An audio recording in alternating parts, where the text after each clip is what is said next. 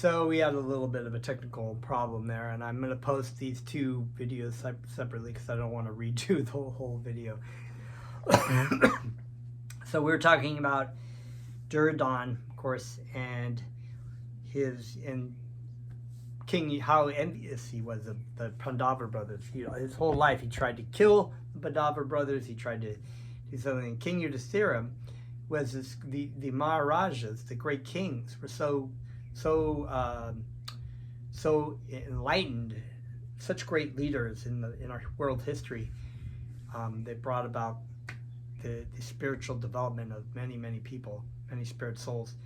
As opposed in Kali Yuga today, we have virtually no spiritual leaders whatsoever.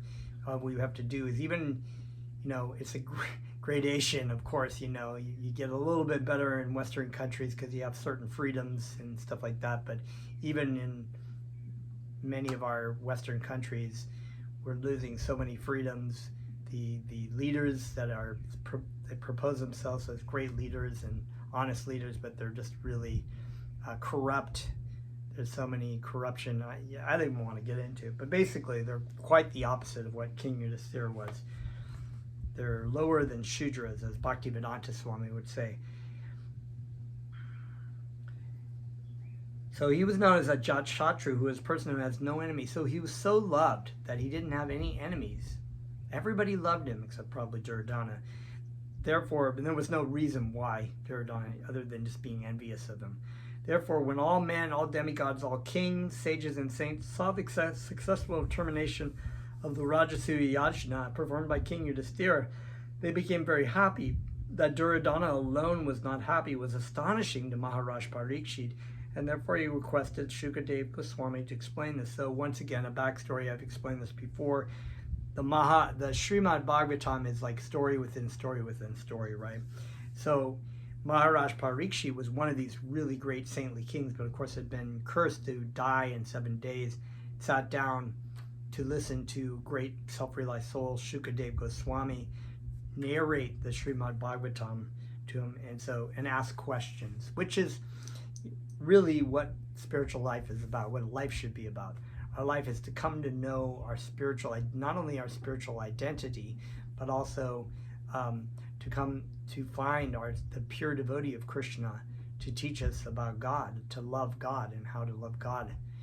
And in order to do that, we have to approach a bona fide spiritual master who has seen the truth and can impart that knowledge upon you.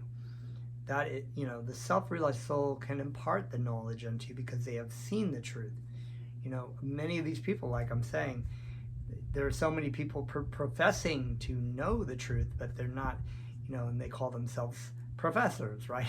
The most arrogant, self-righteous sort of idiots are our professors, who we pay thousands and tens of thousands and hundreds of thousands of dollars and put ourselves in debt for the rest of life to tell us what the truth is, right? So they don't really even know what the truth is. Even when you dig deep enough, you find that they don't. They know partial material truths, but they don't know the spiritual truth. So Shukadev Goswami said, "My dear Parikshit, your grandfather King Yudhisthira was a great soul. His congenial disposition attracted everyone as his friend, and therefore he was known as a Jata-Shatru, one who has never created an enemy. The pure devotee of Krishna has no enemies. He doesn't go out of his way to like some people, and he loves everyone. It really comes down to what people want in their own personal life. If a person themselves see them as an enemy, then he won't give them the truth because he's not interested. But only the person who is really sincere in their heart will approach a spiritual master. But the spiritual master is the well-wisher of all living entities and wants everyone to go back to Krishna. He engaged all the members of the Kuru dynasty in taking charge of different departments for the management of the Rajasuya sacrifice. For example, Bhimashena was put in charge of the kitchen department. He likes to eat, right? Duryodhana was in charge of the treasury department, Sahadev in charge of the reception department, Nakula in charge of the store department, and Arjuna was engaged in looking after the comforts of elderly persons. The most astonishing feature was that Krishna, the Supreme Personality of Godhead, took charge of washing the feet of all the incoming guests, basically setting the standard of how you should treat people, regardless of how they treat you. You know, it's just like what Jesus Christ has said. You love your neighbor as yourself. Regardless of how people treat you. The queen, the goddess of fortune, Draupadi, was in charge of administering the distribution of food. And because Karna was famous for giving charity, he was put in charge of the charity department. In this way, Satyaki, Vikarna, Hardikya, Vidura, Parishlava, and Santardana, the son of Balika, were all engaged in different departments for managing the affairs of the Rajasuya sacrifice. They were also bound in loving affection for King Yudhisthira that they simply wanted to please him. After Shishupala had died by the mercy of Lord Krishna and had become merged in the spiritual experience, and after the end of the Rajasuya Yajna, when all friends, guests, and well-wishers had been sufficiently honored and rewarded, King Yudhisthira went to bathe in the Ganges. The city of Hastinapura is today standing on the bank of the Jamuna, and the statement of Srimad Bhagavatam that King Yudhisthira went to bathe in the Ganges indicates therefore that during the time of the Pandavas, the river Jamuna was also known as the Ganges. While the king was taking his avabrita bath, different musical instruments such as mridangas, conch shells, mridanga is a drum, double-headed drum, kettle drums and bugles vibrated. In addition, the ankle bells of the dancing girls jingled. Many groups of professional singers played veenas. Veena, of course, famously played by Narada Muni. It's an Indian sort of like guitar, I guess you could say. Not really like a guitar, but in the stringed instrument like that. Flutes, gongs, and cymbals, and thus the tumultuous sound vibrated in the sky. The princely guests were from many kingdoms like Srinjaya, Cambodia, Kuru, Kekaya, and Koshala, were present with their different flags and gorgeously decorated elephants, chariots, horses, and soldiers. All were passing in a procession, and King Yudhisthira was in the forefront. The executive members, such as the priests, religious ministers, and brahmanas, were performing a sacrifice, and all were loudly chanting the Vedic hymns.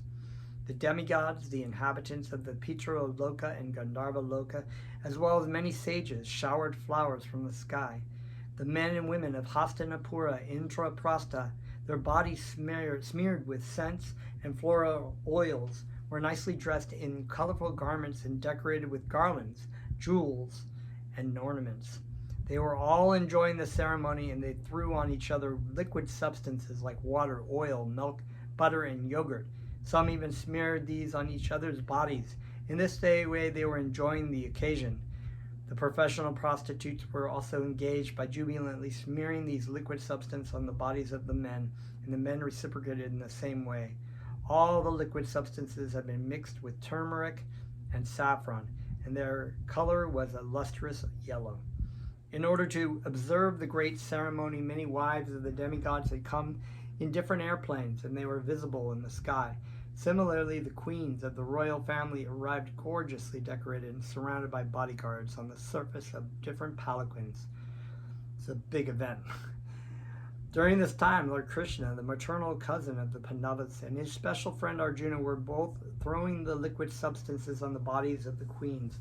The queens became bashful, but at the same time their beautiful, smiling brightened their faces. Because of the liquid substances thrown on their bodies, the saris covering them became completely wet. The different parts of their beautiful bodies, particularly their breasts and their waist, became partially visible because of the wet cloth. The queens also brought buckets of liquid substances and sprinkled them on the bodies of their brothers-in-law. As they engaged in such jubilant activities, their hair fell loose, and the flowers decorating their bodies began to fall. When Lord Krishna, Arjuna, and the queens were thus engaged in these jubilant activities, persons who were not clean in heart became agitated by lustful desires. In other words, such behavior between pure males and females is enjoyable, but persons who are materially contaminated become lustful. It's a very important point that these are very spiritual, engaging, and well, that's whole another subject of the idea of like material contamination. King Yudhisthira in a gorgeous chariot, yoked by excellent horses, was present with his queens, including Draupadi and others. The festivities of the sacrifice were so beautiful that it appeared as if the Rajasuya was standing there in person in the functions of the sacrifice. Following the Rajasuya sacrifice, there was a Vedic ritualistic duty known as Patni Shamyaja. Excuse me. The sacrifice was performed along with one's wife, and it was also duly performed by the priests of King Yudhisthira. When Queen Draupadi and King Yudhisthira were taking their Avabrita bath, the citizens of Hastinapura, as well as the demigods, began to beat on drums and blow trumpets out of feelings of happiness, and there was a shower of flowers from the sky. When the king and queen finished their bath in the Ganges, all the other citizens, consisting of the Varnas or castes, the Brahmanas, the Kshatriyas, the Vaishyas, and the Shudras, took their baths in the Ganges. Bathing in the Ganges is recommended in Vedic literature, but because by such bathing one becomes freed from all sinful reaction. This is still current in India, especially at particularly auspicious moments. At such time, millions of people bathe in the Ganges. After taking his bath, King Yudhisthira dressed in a new silken cloth and wrapper and decorated himself with valuable jewelry. The king not only dressed himself and decorated himself, but he also gave clothing and ornaments to all the priests and to the others who had participated in the yajnas. In this way, they were all worshipped by King Yudhisthira. He constantly worshipped his friends, his family members, his relatives, his well-wishers, and everyone present. And because he was a great devotee of Lord Narayan, or because he was a Vaishnava, he therefore knew how to treat everyone well. So the true devotee of Krishna takes to heart, love the Lord with all your heart and love your neighbor as yourself. You know, when they're taking care of devotees, they take care of people. That's so true. The Mayavadi philosophers endeavor to see everyone as God is an artificial way towards oneness, but a Vaishnava or a devotee of Lord Narayan sees every living entity as part and parcel of the Supreme Lord. Therefore, a Vaishnava's treatment of other living entities is on the absolute platform. Since one cannot treat one part of the body differently from another part because they are all belong to the same body, so a Vaishnava does not see a human being as distinct from an animal, because in both of them he sees the soul and the supersoul seated simultaneously.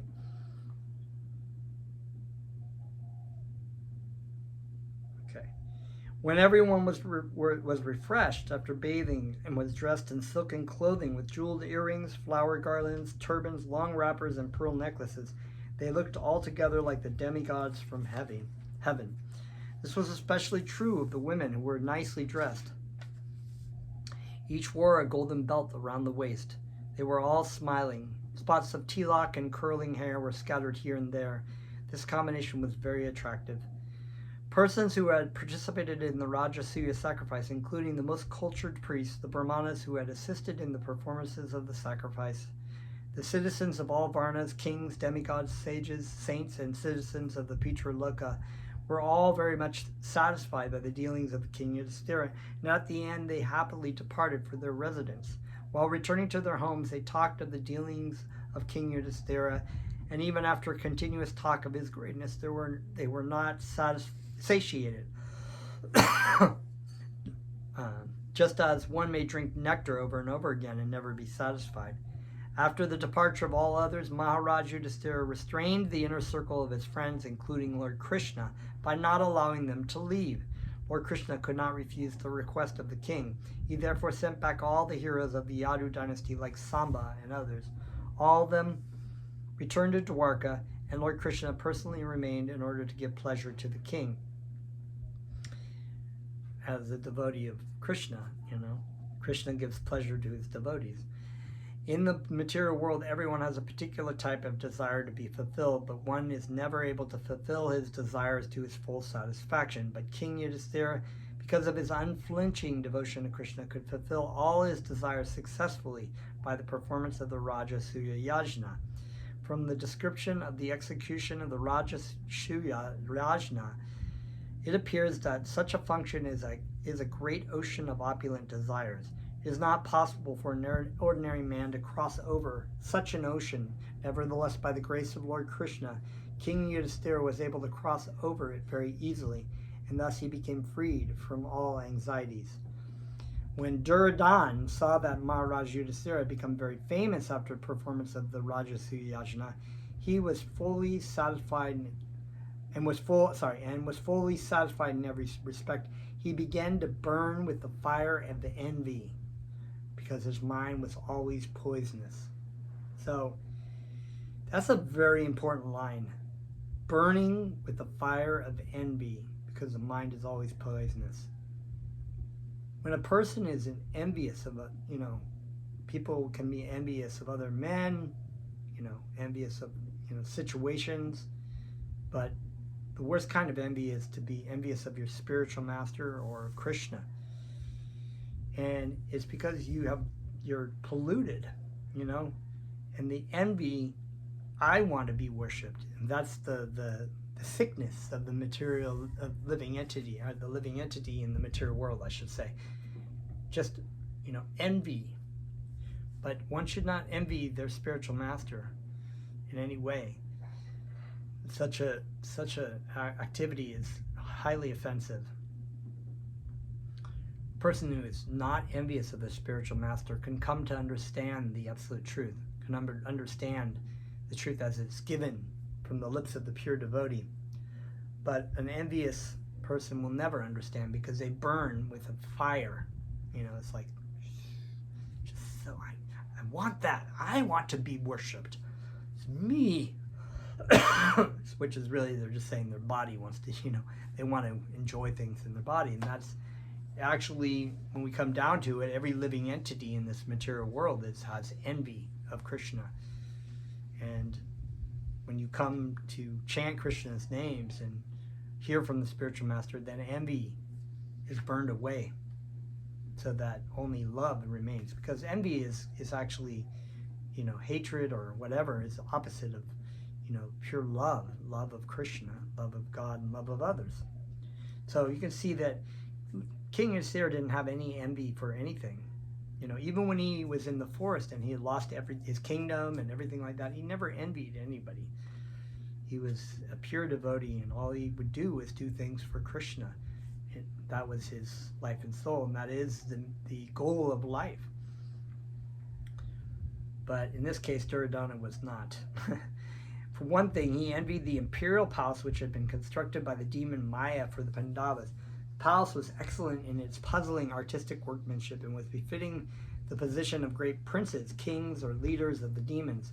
In that great palace, the Pandavas were living with their family members, and Queen Draupadi, who was serving her husbands very peacefully. And because in those days Lord Krishna was also there, the palace was also decorated by his thousands of queens. When the queens, with their heavy breasts and thin waists, moved within the palace, and their ankle bells rang very melodiously with their movement, the whole palace appeared to be more opulent than the heavenly kingdom. Because a portion of their breasts were sprinkled with saffron powder, the pearl necklaces on their breasts appeared to be reddish. With their full earrings and flowing hair, the queens appeared very beautiful. And after looking at such beauties in the palace of King Yudhisthira, Duryodhana became envious. He became especially envious and lustful upon seeing the beauty of Draupadi, because he had cherished a special attraction from her from the very beginning of her marriage with the Pandavas. In the marriage selection assembly of Draupadi, Duryodhana had been present, and with the other princes he had been very much captivated by the beauty of Draupadi, but had failed to achieve her. So there's a lot to be said, unpacked here. Duryodhana was not able to get the Draupadi, but the Pandavas did, right? And he's, and this goes to the same idea. In general English, when we talk about lust, we think about sexual lust. But sexual lust is just a portion of lust. Lust is actually a burning desire, envy, to be able to own and control things. So you can be lustful of material wealth. You can be lustful of, a woman or a boy. You can be lustful of situations, whatever, having a nicer house. And it's all connected with this envy. So the lust is like a dust. It's like a material covering. It's this false identification with the body and the mind, thinking that this is me, this is mine, I am the one who's supposed to control it. I am Krishna. It's really what it is. Instead of, I am not the material body, I'm not the material mind. I am an eternal spirit soul and servant of Krishna. And everything I have, even my body, and even me, as a spirit soul, belongs to Krishna. That's a different attitude. That's not envious or lustful. That's actually true love. Once upon a time, King Yudhisthira was sitting on the golden throne in the palace constructed by the demon Maya. His 4 brothers and other relatives, as well as his great well-wisher, the Supreme Personality of Godhead, Krishna, were present, and the material opulence of King Yudhisthira seemed no less than that of Lord Brahma. When he was sitting on the throne, surrounded by his friends, and the reciters were offering prayers to him in the form of nice songs, Duryodhana with his younger brother came into the palace. Duryodhana was decorated with a helmet, and he carried a sword in his hand. He was always in an envious and angry mood. There we have another point of envy, lust, anger, greed. All these things are connected. Angry, you're angry because you're not getting what you want, or you're getting it but it's not making you satisfied. Envy, angry. He was always in an envious and angry mood, and therefore on a slight provocation he spoke sharply with the doorkeeper and became angry. He was irritated because he had failed to distinguish between water and land. By the craftsmanship of the demon Maya, the palace was so decorated in different places that one did not know the tricks, would consider water to be land and land to be water. Duryodhana was also illusioned by this craftsmanship, and when he was crossing water, thinking it to be land, he fell down. When Duryodhana, out of his foolishness, had thus fallen, the queens enjoyed the incident by laughing. King Yudhisthira could understand the feelings of Duryodhana, and he tried to restrain the queens from laughing. So King Yudhisthira, of course, was sensitive to everybody. He could see that Duryodhana was upset, and even though Duryodhana wanted to kill them all, he was compassionate. But Lord Krishna indicated that King Yudhisthira should not restrain them from enjoying the incident. Krishna desired that Duryodhana might look fooled in that way, and that all of them might enjoy his foolish behavior. When everyone laughed, Duryodhana felt very insulted, and his hair stood up in anger. Being thus insulted, he immediately left the palace, bowing his head. I think what happened also in the Mahabharata, they talk about the fact that he got up and he thought that there was a doorway, but it was actually just a trick, another trick, and he ran right into the door, and everyone was just busting up laughing, and so he left really, really angry. Being thus insulted, he immediately left the palace, bowing his head. He was silent and did not protest. When Duryodhana left in such an angry mood, everyone regretted the incident, and King Yudhisthira also became very sorry. But despite all the occurrences, Krishna was silent.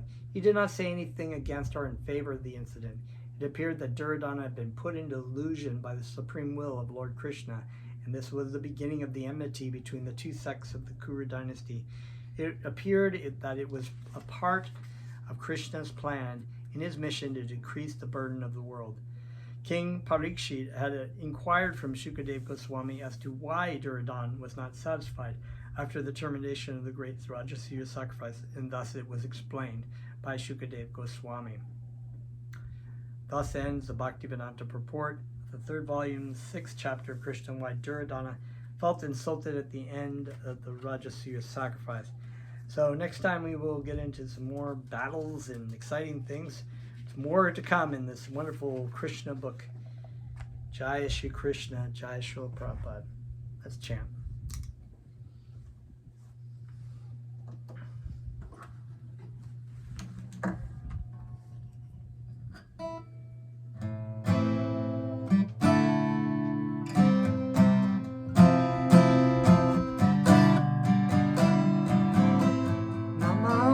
Padaya, Krishna Prastaya Bhutale, Srimati Sila Swarupananda, Paramahamsa Yutinami, Nama Om Vishnu Padaya, Krishna Prastaya Bhutale, Srimati Sila Swarupananda, Paramahamsa Yutinami.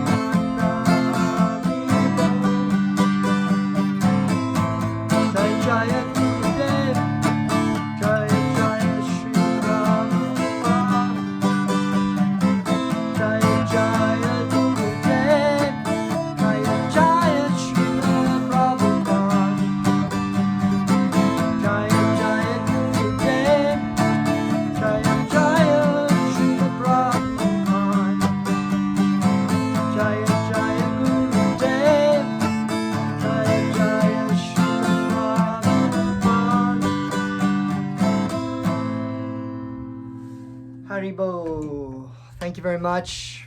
We'll see you next time for next story. Namaste.